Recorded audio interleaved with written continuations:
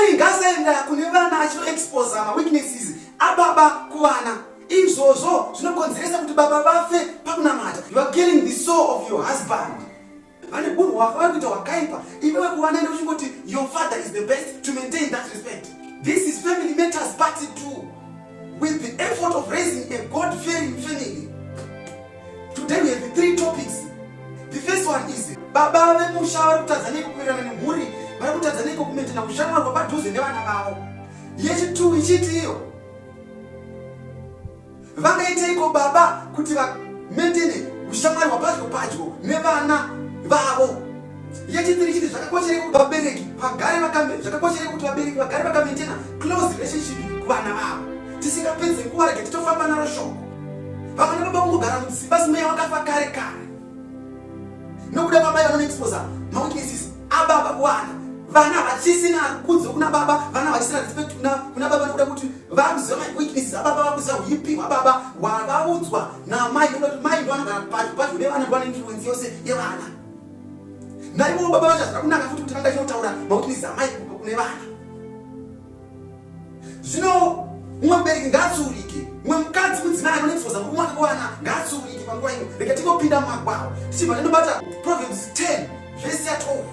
Nechino ichiti zvirevo 10 verse ya 12 ichiti mpengo dzinokonzeresa kukakavara asi rudo runofukidzira mhaka dzose. Tobva taiverenga neEnglish pa12. Hatred stirs up strife, but love covers all sins.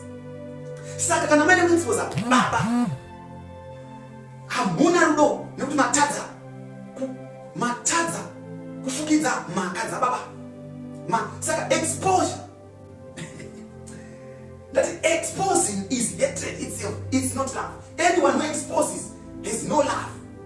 Even might never know baba ibenze let us say entire not kunevana your father is the best. Kuti dignity ya baba igare iripo, respect irambe iripo kupawana. Sota nyaya dzenyu mega without exposing nyaya dzenyu kuvana nekuti vana vanobva zvisachimiro kuna baba kana kuna mai kana paita expose. Umwe munhu ngaatsurike. Amen.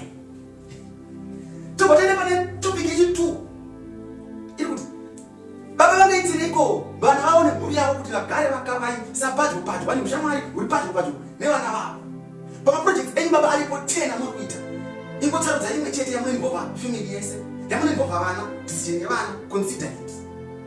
Accept some decisions yevana into your projects.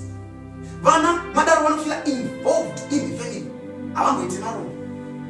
Mukangoinvolva vana in a single project yamuda kuita pano, vana venyu vanokura vari responsible. Vanopea maximum attention to the project vachiti ndezvedu zvatikuita semumwe. If you are a dictator, ungozongotira kuti zvakati you did it even kunzeze kana muzotumba dzavo vanongoita zvisina rudo vachita zvisiri mavari nekuti wavamanikidzi.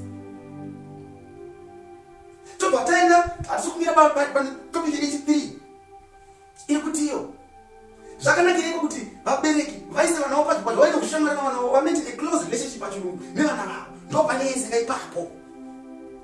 Ukatadza kuisa mwana wako padyo naye, umaintaine a close relationship naye, even your friend, what is going to happen is mwana ari kubuda achinotsvaga someone who is closer to him or her out there in the world. Apara nekuti kunze ukangoenda kunze ukangomedzwa nenyika, nyika haina kunaka iyi, vapara. Saka maintaina close relationship, uisa vana vako padyo veshamwari yevana vako kuti vasamedzwe nenyika. Ndikuti kudi toenda kumagwaro novhura Jacob 4 verse ya 4. Jacob 4 verse ya 4 inzwa kachirungu zvinotaura adulterers and adulteresses. Do you know that friendship with the world is an enmity to God? Whoever therefore wants to be a friend of the world makes himself an enemy of God. Kana iri shona pana Jacob vati imi vote munoziva here kuti ushamwari hwenyika unobengana naMwari. Uyo uchava shamwari yenyika uchava muvengi waMwari. Saka kana wewe wawengwa nenyika zvautaura ushamwari nenyika, asi kana wadiwa nenyika zvauti you are now an enmity to God, wamuvengi waMwari. Saka kana vana vabhutwa nenyika nekuti vakuda kumaintaina close relationship kwavari, vanoita shamwari yenyika wamuvengi waMwari, vapara voita marongo. voita zvemadrugs. Hatisi kuti regererai vana. Asi kana mwana achinge atadza, mutsure nerudo kana achinge atadza murange nekuti magwaro anodaro kuti mwana ngaaro. Asi kana muranga mudzidzisi magwaro, mukonopapurira Ephesians 6 verse 1 to 4. Ama maziva magwaro vanoda kutodzidziswa. Yobhati vanoda kuzivana kuti kuteerera mberi kune chibayiro, murayi wokutanga wechibayiro.